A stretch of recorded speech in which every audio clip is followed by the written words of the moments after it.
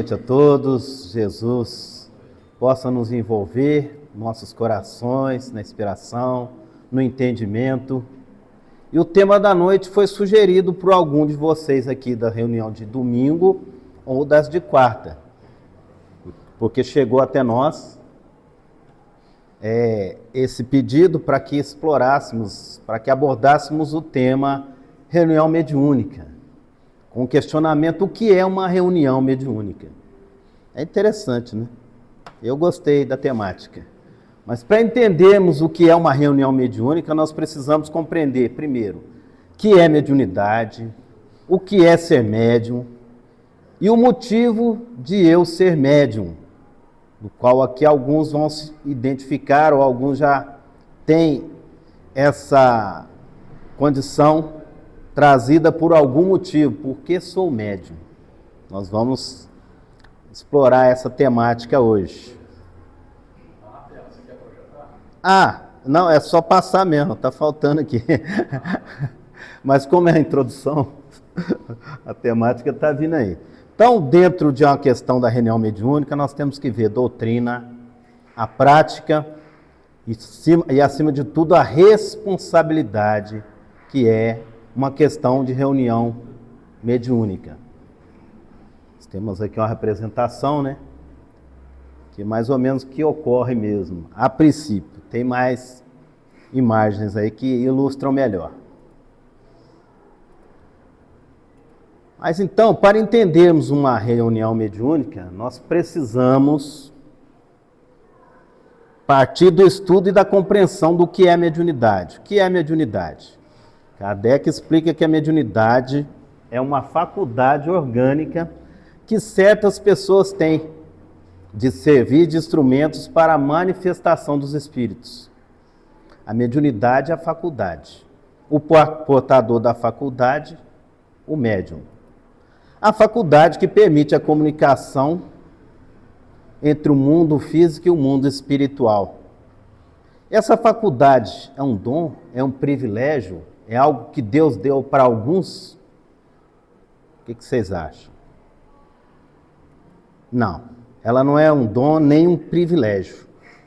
Ela é uma faculdade natural, como a inteligência, como a memória. É uma faculdade natural do ser humano. O médium, segundo Allan Kardec, no capítulo 14, no item 159 do Livro dos Médiuns, Kardec define que todo aquele que sente num grau qualquer a influência dos espíritos, por esse fato, ele é médium. Essa faculdade é inerente ao homem, à humanidade, ao ser humano, e não constitui, portanto, um privilégio exclusivo. Raras são as pessoas que delas não tenham algum rudimento. Pode-se, pois, dizer que todos somos mais ou menos médiuns. Todos somos, de alguma forma, médiuns. Mas médium é qualificado propriamente na condição, quando ele apresenta essa faculdade, ela se mostra bem caracterizada, de forma bem patente. Ela se mostra de uma maneira ostensiva.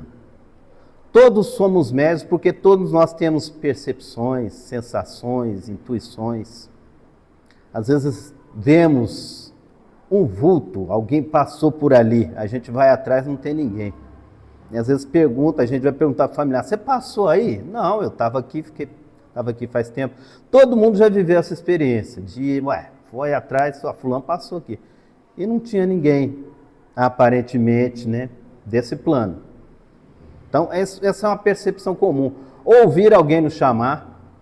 De vez em quando minha esposa vai lá: por que você me chamou? Porque eu nem pensei nela, porque se pensasse podia ser até uma transmissão de pensamento, mas não foi, nem pensei nela.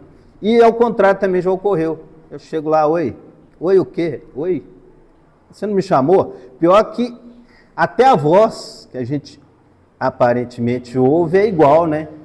Você vai lá: não te chamei não. Você pensou em mim? Não, nem pensei. Pode ser a possibilidade de ser uma transmissão de pensamento. Nem isso ocorre. Então, todos nós somos médiuns dentro desse quesito. Mas o médium propriamente dito, as coisas ocorrem com ele de uma maneira mais patente. de uma forma mais ostensiva. Por exemplo, o indivíduo que é portador de vidência, ele vê um espírito igual a gente está nos vendo aqui. E aí, de repente, e às vezes eu já vi até vídeos, né? O cara vigia noturno de um hospital, isso ocorreu na Argentina, 2018 parece. Ele abriu a porta para uma pessoa, conversou, ficou um tempo conversando, puxou a cadeira, sentou, ficou conversando, depois levantou, encaminhou a pessoa que foi visitar não sei quem lá no hospital, na conversa dele, né? E o pessoal da câmera de segurança ficou olhando, ué, o que está acontecendo? Ele está doidou, está falando sozinho? Não, ele era um vidente. E audiente também, porque ele interagiu com a pessoa. Então, a mediunidade é caracterizado médium, tecnicamente falando, aquele que tem esses efeitos mais patentes. É uma pessoa que ocorre, por exemplo, de efeito físico. Ela está num local, as coisas caem, as coisas são jogadas, ou às vezes é arremessada até nela mesma. Se ela que está sozinha no ambiente, ela é a médium ou médium de efeito físico. Se há mais pessoas, tem que fazer uma experiência para ver. A pessoa sai, fica a determinada distância para ver se vai ocorrer o fenômeno. Então a mediunidade é médium tecnicamente falando, aqueles que apresentam essa faculdade de uma maneira ostensiva, que não tem como você duvidar da presença de uma entidade ali, realizando um fenômeno através da doação da energia desse portador dessa faculdade, no caso do efeito físico, ou no caso da vidência, da audiência, que a pessoa ouve, são diálogos que realmente ela ouve, são instruções, então ela ouve, nós categorizamos ouvir com os ouvidos, mas não é com o ouvido, ouve na acústica da mente, mas no nosso condicionamento humano, a gente está ouvindo, né? Mas é na mente, coisas que outros não estão ouvindo, então ela é um médio audiente, uma média audiente, assim como o vidente. A percepção do Chico era tão grande a ponto dele perguntar às vezes a algum companheiro do lado, você está vendo ali tal situação? Não estou vendo, então é espírito. Porque para ele estava tão natural isso, que ele não sabia, tem hora que se misturava as percepções dele do mundo físico com as percepções do mundo espiritual. Então, para ser médium tem que apresentar essa ostensividade. A faculdade por si, a mediunidade, ela é neutra. O que nós fazemos dela é o que faz a diferença.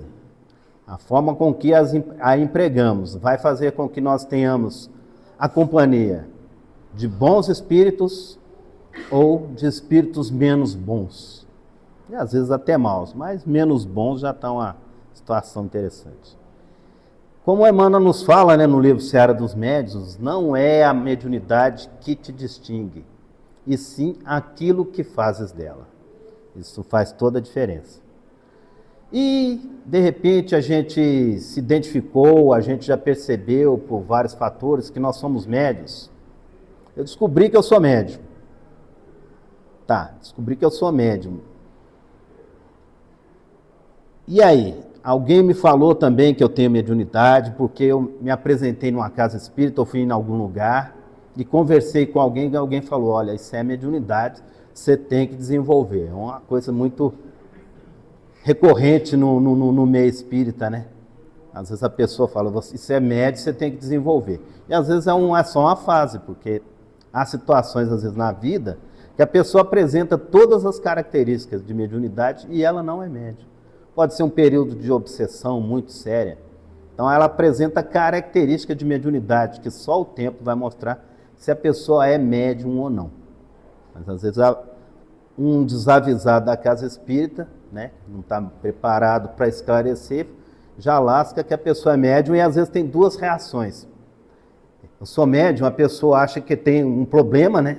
Isso é um problema, ou já se envaidece, acha que é uma missão. Um novo Chico Xavier.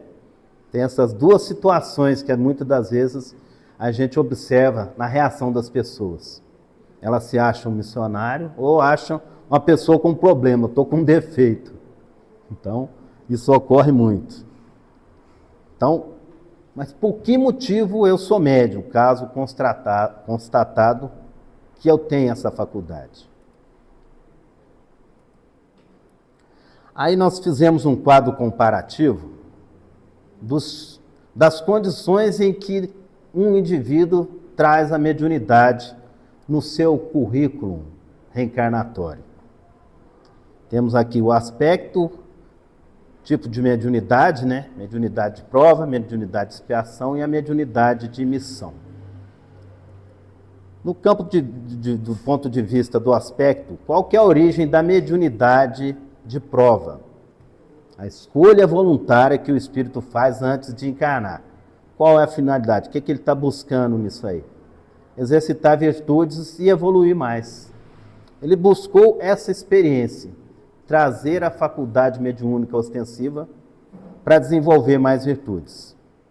Já no campo da expiação, a origem do indivíduo trazer a mediunidade de expiação são consequências de erros passados e o mecanismo da justiça divina, de reajuste e reequilíbrio espiritual.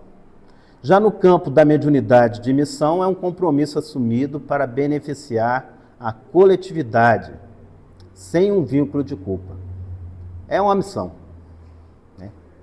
Vamos ver algumas situações depois. Qual que é a finalidade? Passou direto? Ah, tá, até aqui.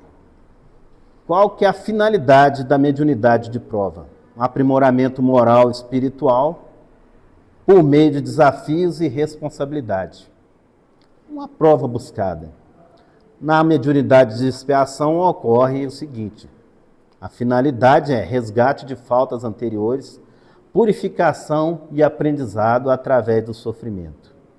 No caso da mediunidade de missão, a divulgação da doutrina ou do meio religioso no qual ele se encontra, ou até fora do meio religioso, né? Tem missionários, né, capacitados em todas as áreas do conhecimento humano. Não está restrito só à condição religiosa, não. A mediunidade ela é bem abrangente. Podemos ter grandes médiuns no campo da ciência, no campo das descobertas, né? Porque essa faculdade facilita com que ele acesse, né? É um Google dele lá espiritual para ele acessar informações de acordo com a missão que ele trouxe para trabalhar aqui na Terra. Continuando com esse quadro.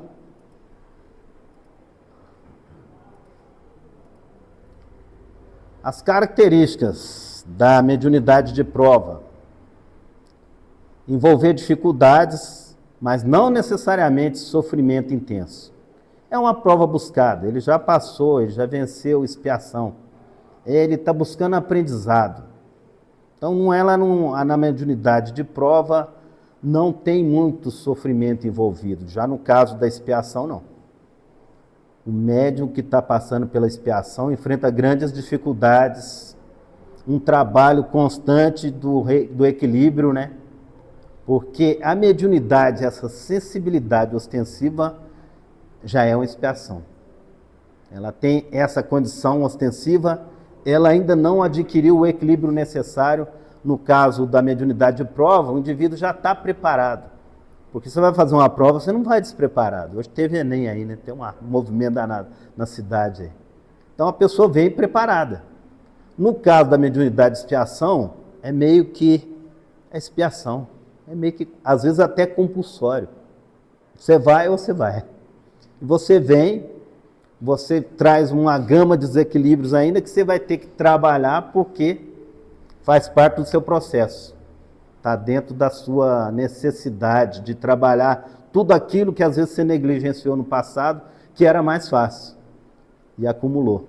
É como você ficar repetente, né? A turma passa, você tem até o conhecimento, mas você tem que passar por as experiências tudo novamente, mas com um componente a mais, que é o sofrimento. Na mediunidade de missão, espíritos, né, como Chico Xavier, já vem com a missão definida para o bem coletivo. Percebe-se no trabalho realizado que era, sim, um missionário. Não se encaixava nessas outras duas condições. Ah, mas o Chico tinha um monte de problema, tinha problema no olho, tinha problema... O espírito que já tem um nível de elevação, ele pede certas limitações para ele se manter fiel no cumprimento dos seus compromissos. A gente vê na história de vida dele quase que esses depoimentos. São coisas que ele pedia para que ele mantesse o foco na sua missão, para que não houvesse desvios. Porque mesmo o espírito missionário, ele pode desviar. Ele pode, ainda tem possibilidades de ele errar. Então, Chico tinha aquele monte de problema, né, saúde e tal, porque foi um pedido dele, para não perder o foco. Então, no caso desses dos médiuns que estão em provas e expiações, todos dois, o mediunidade de prova, ele tem desafio, mas com componente de sofrimento menos. No caso do expiação, sempre é muito sofrido. E percebe-se que nós estamos em expiação quando a gente reclama da situação que está. Seja no convívio familiar, seja no trabalho que tem e não consegue arranjar outro trabalho ou sair daquele tipo de trabalho ou profissão. Aí eu tentei outra coisa, não deu, eu tive que voltar. Mas se a gente reclama, é expiação. Tudo que a gente reclama, gente, tenhamos certeza, está no Evangelho segundo o Espiritismo, é expiação. Porque a expiação, ela provoca queixumes. Quando o espírito está em expiação, porque se está em prova, ele leva a vida tranquilo. A situação, às vezes, que os outros pensam que está ruim para ele, vai chegar para eles, nossa, fulano, sua vida é assim. Ué, ele nem se apercebeu. Falou, não tinha percebido não, para mim está tudo normal, porque está em prova. Mas quem está em expiação reclama. E nós temos essas referências aí, né, sobre provas, expiações, Livro dos Espíritos, essas questões. E na obra de André Luiz também, né, sobre a questão da expiação. No Livro dos Espíritos, 373, e nas obras de André Luiz também a gente vê relatos, né, por exemplo, os mensageiros. A gente tem os casos lá de espíritos que vieram com a prova da mediunidade e falharam. Nem era prova, era expiação. E mesmo assim não deram conta ainda. Vieram com todo o aparato, como todo mundo vem, todo mundo tem uma assistência, recebe toda a assistência e um amparo, mas vai depender de quem? Do esforço que a gente faz para cumprir a tarefa que nos foi incumbida, ou espiar o passado nosso, que é da lei. Questão da responsabilidade. Na mediunidade de prova, nos dois casos sempre haverá isso, né? O estudo constante, a vigilância e a disciplina. Na mediunidade da expiação, é um convite reiterado à aceitação das provas e à paciência e à perseverança na prática do bem. No caso da mediunidade de missão, é a dedicação integral à tarefa, a renúncia pessoal, o exemplo e a conduta cristã. Sempre o Chico é aquela referência maior para a gente, né? E os cuidados necessários, né? Evangelho no lar, as reuniões sérias, trabalhar, aí no caso da prova, da vaidade, do orgulho, porque às vezes a mediunidade também traz um certo destaque. E aquele que se encontra em prova tem que tomar cuidado para não cair no erro da vaidade, do orgulho. No caso da expiação, fortalecer a fé, buscar o equilíbrio emocional, meio que na marra, porque ele tem a sensibilidade, se ele não se educar, só piora. Aí vai parar até no manicômio, se não cuidar. Evitar a revolta diante das dificuldades, que a revolta, quando a gente se revolta, a gente, na verdade, nós estamos reclamando de quem? De Deus, que nos colocou naquela situação. E, na verdade, ele nem colocou. Foram nossos próprios atos, dentro da lei de causa e efeito, da justiça. Você plantou milho, você quer colher feijão? É colheita. Então, não tem como. E, no caso da missão, a humildade, o preparo intelectual, espiritual, para evitar o personalismo. Porque fica muito em foco, né? E os riscos? É o orgulho, a vaidade, no caso da mediunidade de prova, né? Ou o desânimo. não cumpriu a missão, desanimou, deixou para lá. No caso da expiação, vem desespero, revolta, abandono da tarefa, pelo sofrimento intenso. E no caso da mediunidade de missão, o desgaste que tem pela exposição constante, exposição física, emocional, a incompreensão social. O Chico sofreu muita perseguição, né? Armadilhas fizeram para ele, né? Como aquela da revista Cruzeiro, que foi fazer uma entrevista com ele mal intencionada, e depois fez várias críticas a ele numa matéria imensa de repercussão nacional. E o Chico foi reclamar com o Emmanuel. Emmanuel, por que você permitiu isso, Emmanuel? Falou, não, foi eu que permiti, foi a sua vaidade. E falou, você está reclamando de quê? Você foi parar, Jesus foi parar na cruz, você foi só parar só na revista Cruzeiro, você está reclamando de quê? Jesus foi para a cruz, ele foi para a revista Cruzeiro. Então a gente tinha que reclamar, não. E o Chico, essa relação mentor e médium, é uma relação muito antiga, de muita amizade, de muito companheirismo, de muita cumplicidade. Você não fala qualquer coisa para qualquer pessoa, tem que ser uma pessoa chegada. Você brinca com um amigo de uma forma, quando ele é chegado, você faz brincadeira com ele, que o outro vê e acha aquilo um absurdo. Mas não é, é o nível de intimidade que você tem com a pessoa. Você fala de tudo, você brinca, você faz, e acontece e vice-versa, porque tem cumplicidade. Então, às vezes, as pessoas falam, o Emmanuel era muito duro com o Chico. Nada, é uma relação de intimidade. Ele podia falar tudo aquilo, não magoava o Chico, não. O Chico compreendia que ele precisava manter realmente aquela firmeza para ele não desviar da missão. Então, o espírito médium missionário é diferenciado, né, gente? Então, desse quadro apresentado, vamos refletir em qual dessas condições de mediunidade a gente se encaixa. Na de provação, na de expiação ou da missão. Tem gente que empolga, né? Ah, você é médio, você parece ser médio, você tem mediunidade. O indivíduo já cai lá no último do quadro lá, tem uma missão. Já se acha o Chico Xavier da vida, o Divaldo Pereira, o Raul Teixeira. Ixi, nós estamos encaixados mesmo na segunda, né, gente? A maioria de nós está numa situação de expiação. E agora mesmo, vendo esse quadro, dentro de uma existência, de uma mesma existência, é possível o indivíduo sair da condição dessa mediunidade, de expiação, passar para a prova e depois tornar isso uma missão? Dentro de uma mesma existência, isso é possível? O que vocês acham? E a resposta para quem respondeu aí, mentalmente também, todo mundo mentalmente pensou, alguns até falaram. Resposta é sim. Dentro de uma mesma existência você sai da mediunidade de expiação para a prova e depois mais à frente para a condição de mediunidade de missão, também chamado mediunato. Mediunato é mandato mediúnico. Eu acho interessante esse termo e a gente tem uma referência muito grande de quem passou por isso aí. Ivone Pereira. Quem estudar a vida de Ivone Pereira através das obras dela, vai ter a comprovação dessa afirmação. A Ivone Pereira, livro Recordações da Mediunidade, né?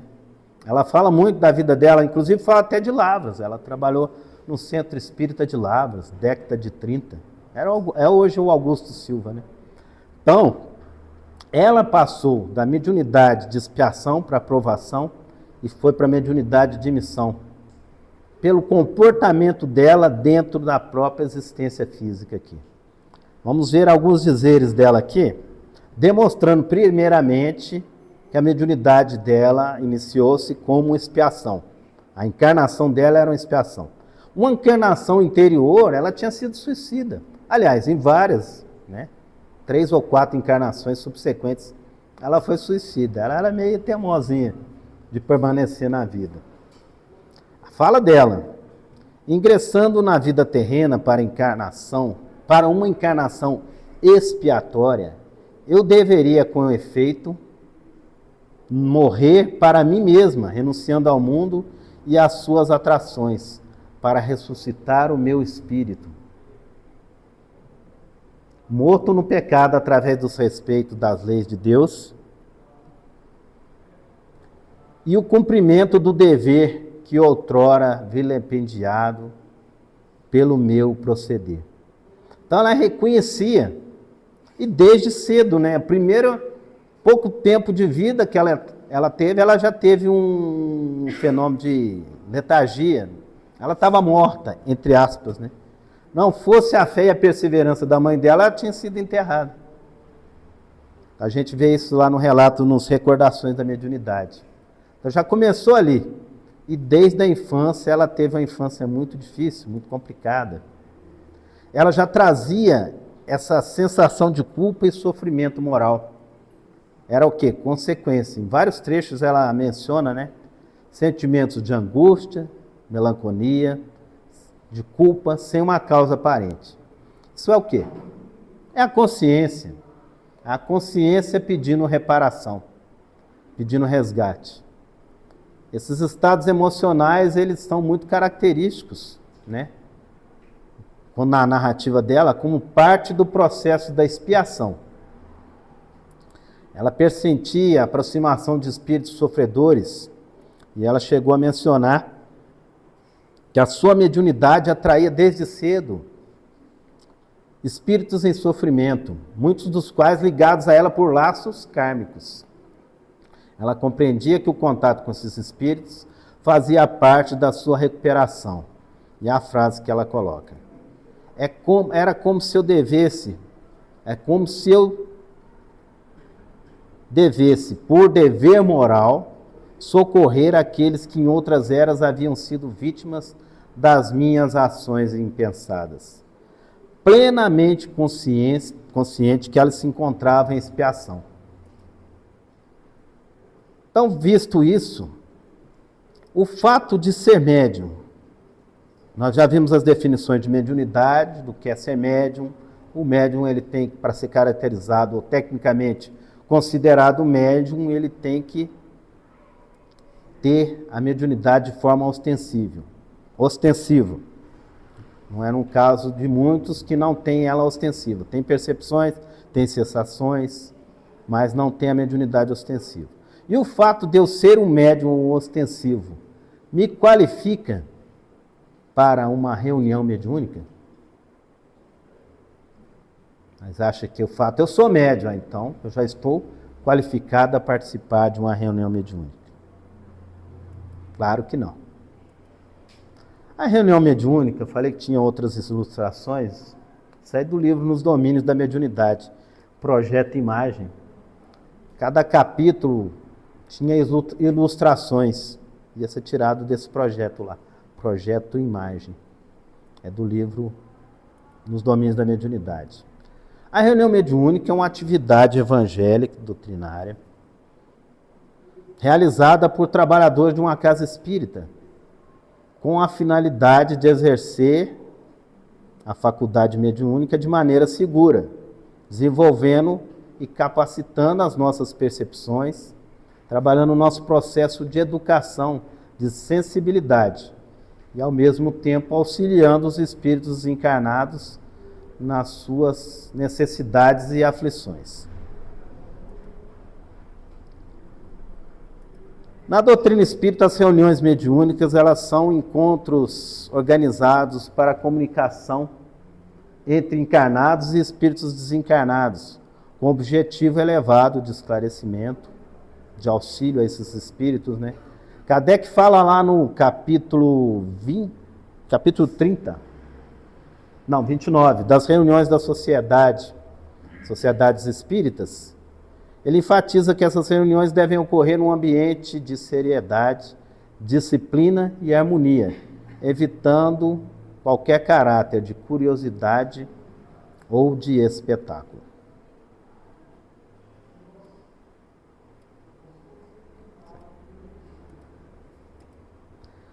Função dos médiuns na reunião mediúnica. O que acontece? O que os médiuns fazem? Quais as condições?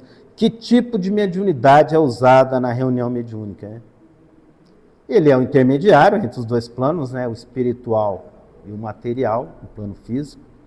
Ele é o elo que facilita esse processo da comunicação entre encarnados e desencarnados. E eles não trabalham isolados. Toda reunião mediúnica ela tem um grupo espiritual responsável pelas condições das atividades lá. Os principais tipos de reunião mediúnica que nós temos no movimento espírita, os mais comuns. Reuniões de estudo e desenvolvimento mediúnico. Essa reunião é um princípio do ingresso da pessoa que tem faculdade mediúnica numa futura reunião das outras que nós vamos apresentar aqui. Ela mescla, a princípio, a gente usa apostilas da FEB, tem apostilas da União Espírita Mineira também, em que, primeiro, ela passa um embasamento doutrinário para que a pessoa conheça a doutrina espírita. Eles sempre recomendam o encaminhamento para um grupo de estudos também em paralelo, não estudar tão somente a mediunidade, o novato, porque se ele não conhece nada de mediunidade, no estudo da mediunidade vai estar falando de perispírito, que ele não sabe nem o que é, vai estar falando de fluido, que ele não tem ideia do que vem a ser. Então, ele é encaminhado para um grupo de estudos também. E quando ele almeja, ele deseja participar de uma reunião mediúnica, de acordo com o seu interesse e a sua aplicação, ele vai ser encaminhado a um grupo de estudo da mediunidade. Nem todo grupo de estudo da mediunidade é um grupo que vai virar reunião mediúnica, não. Mas há uma tendência a vir a ser. Nós temos lá no Ismael, na sexta-feira, um grupo de estudo da mediunidade, pretensão zero de virar um grupo de mediunidade. Mas, com o decorrer do tempo, com os acontecimentos, muitas das vezes o que define isso é a espiritualidade. Intuitivamente, o grupo vai percebendo, e nesses grupos de estudo vai ocorrendo, nas próprias apostilas, que mais lá no final vai sugestões de mentalização, sugestões de treinamento, de sensibilidade, mas é lá na frente, com o avançar desse estudo, que ele é um estudo prolongado. Lá no Livro dos Médiuns fala a respeito disso. As reuniões de assistência espiritual. Essa é uma reunião já não é do grupo de estudos mais que está fazendo exercício. Já começa a auxiliar os espíritos desencarnados. O objetivo é justamente acolher esses espíritos que se encontram em desequilíbrio, em dor e aflição. É alguém que se encontra temporariamente perturbado, porque é a perturbação espiritual natural do desencarne. O indivíduo desencarna e ele passa por um período de perturbação espiritual. Então é completamente normal. Então nessas reuniões vão ser assistidos espíritos que estão nessas condições. E por último nós temos as reuniões mediúnicas de desobsessão. Essa é uma reunião de um grupo mais avançado, de um grupo mais especializado. Ela requer uma condição dos médiuns que exige mais. E esse objetivo é atender espíritos em sofrimento envolvidos em processos obsessivos. A gente vê no livro, por exemplo, do André Luiz, Libertação, no livro também Dramas da Obsessão, da Ivone Pereira, através do Bezerra, também como é específico esse tipo de grupo, porque ele requer uma dedicação muito grande por parte dos médiuns. Então é um grupo mais especializado.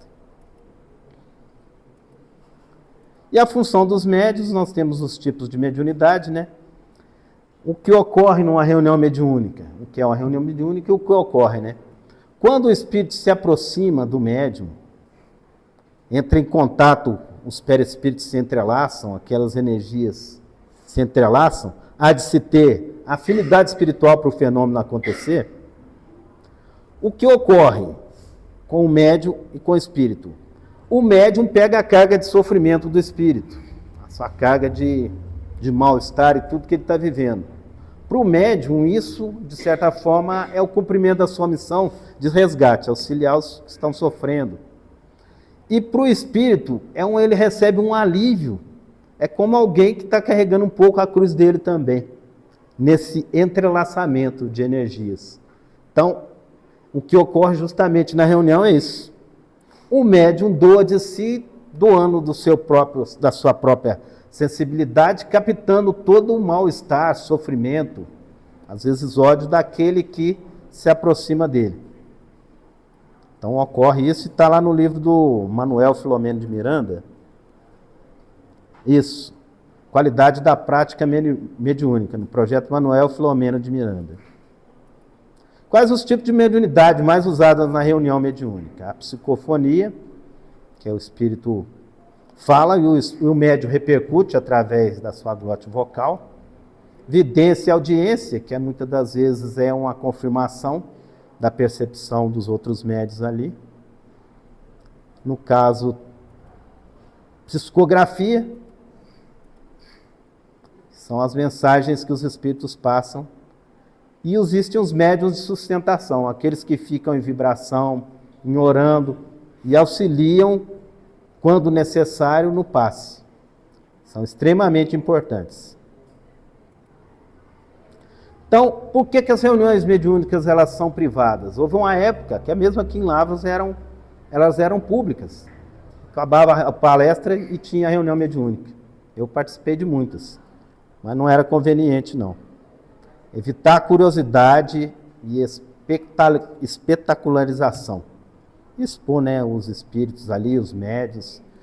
Preservar o equilíbrio vibratório. Num local com muita gente, são vários pensamentos, várias emoções ali envolvidas.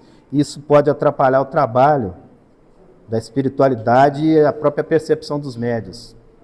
Preservar os espíritos comunicantes.